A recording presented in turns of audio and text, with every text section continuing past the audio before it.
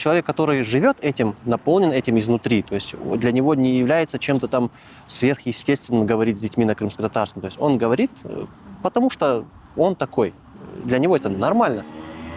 Он это не выдавливает из себя, не требует этого прям вот так сильно. Но он за этим следит, да, как бы для него это важно, и он поэтому за этим ведет какой-то небольшой контроль.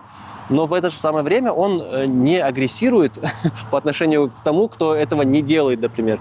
Потому что он как-то, наверное, к этому относится по-доброму, я думаю. То есть если видит, что у человека есть какая-то нехватка этого всего, кризис, то он не будет на него набрасываться там с камнями, с палками. Он как-то по мере своих возможностей постарается чем-то поделиться, дать от себя то, что у него есть. Вот. Мы наш с вами разговор начали с терпения, мудрости и доброты. Вот хватает вам в этом контексте терпения, мудрости и доброты? Я когда вам задавала этот вопрос, я как раз именно это и имела в виду.